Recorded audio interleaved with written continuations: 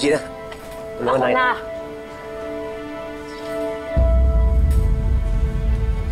Gina, galit ka ba sa akin? Gusto lang naman yung tulungan eh. You're not assigned here.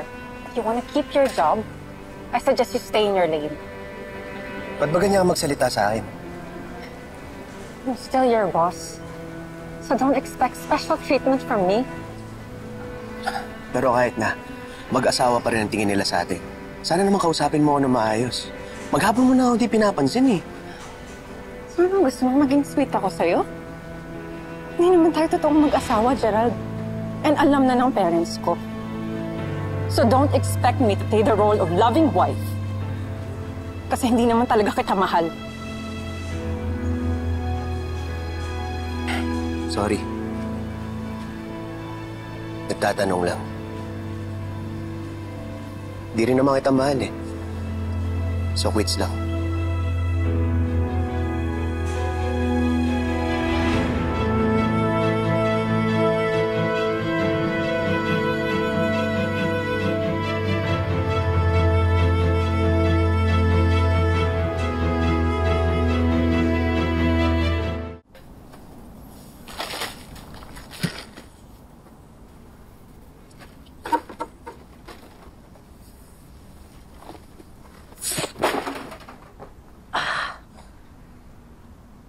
Nangyari? Ay. Kawawa naman yung box. Damay sa problema mo. Sorry ho, sir ah. Walang problema. Mabigat lang ho talaga. Mabigat ang box o ang loob mo? Nag-away kay ni Gina. Nakita ko kanina. Tampuhan lang po. Ganoon naman po pag mag-asawa, di ba? Hindi naman kayo mag-asawa, di ba? Tama naman po kayo. Pero yung gusto ko lang naman po sabihin yung... It's okay. Alam mo, Gerald, nasasanay ka na. Araw-araw kayo magkasama, nakatira kayo sa ilalim ng isang bubong. Pero alam mo, Gerald, ganito yan eh. Pag nag-aaway kayo, pagpasensyahan mo na lang si Gina. Ikaw na sumuyo. Hindi naman siya mapagtanim ng galit. Ha? Tingin niyo ba mahalaga rin po ako sa kanya? Siguro naman, ano? Hindi ka niya pagtatanggol sa amin kung hindi.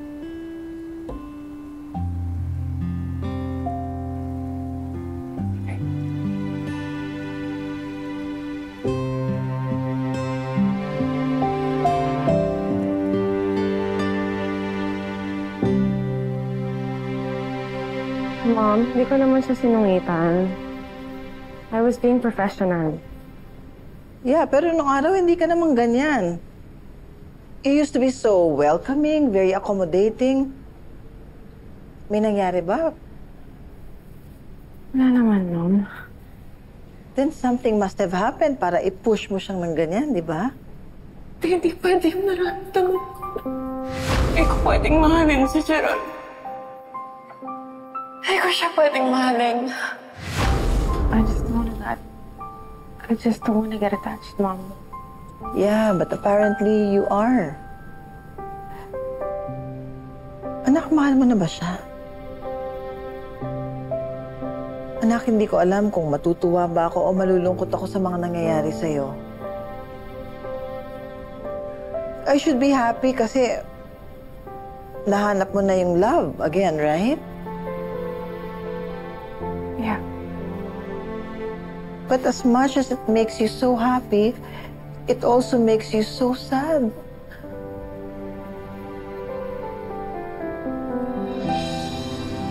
Alam ko naman kasi talaga yung lugar ko sa buhay ni Gerald. Asawa lang niya ako on paper. I'm just a dried-up signature on a certificate.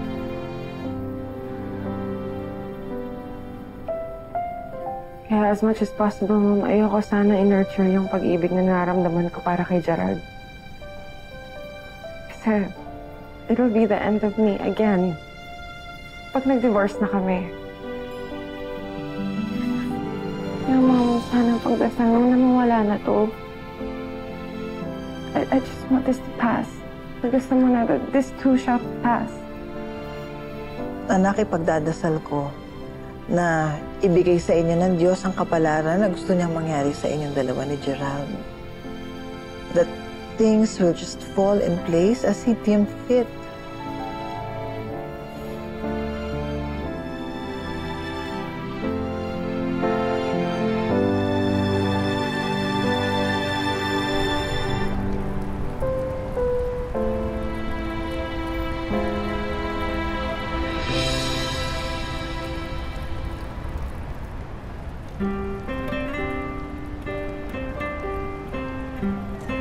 So remember, pag na-overwhelm ka, smile ka lang.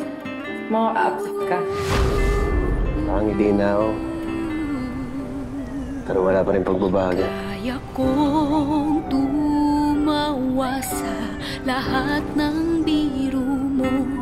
Kahit ilang beses ko nang pinaulit-ulit to.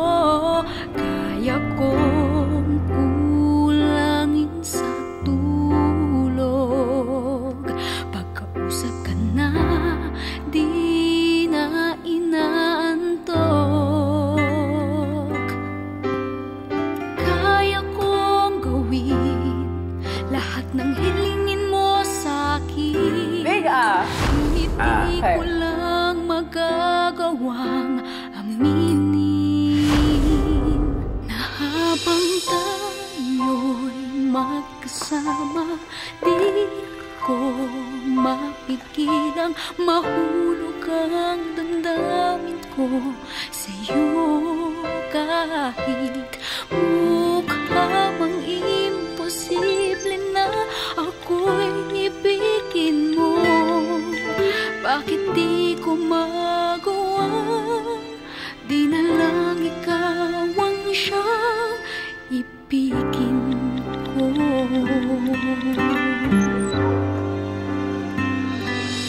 Kaya kong umiti kahit nagseselos na sa tuwing kwento mo mga Be, musta? Be! Tingnan mo. Be! Oh, may kuryente na kami! Be, salamat sa padala mo, ha? Alam mo na, next. Pag-iipunan mo na yung pamasahe ko papunta dyan. Mga 50 kyaw din yun. Kailangan ko ng pang-shopping, so kailangan ko ng pocket money. Para naman makapunta ako dyan. Alam ko naman, namiss mo na ako.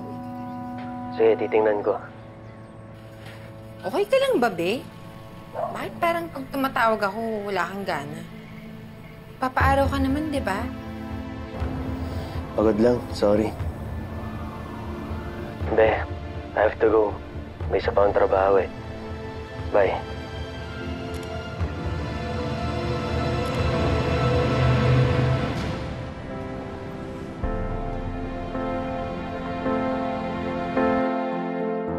May gift pala ako sa'yo. Good luck gift ko sa'yo kasi medyo malamig yung mga stock room namin.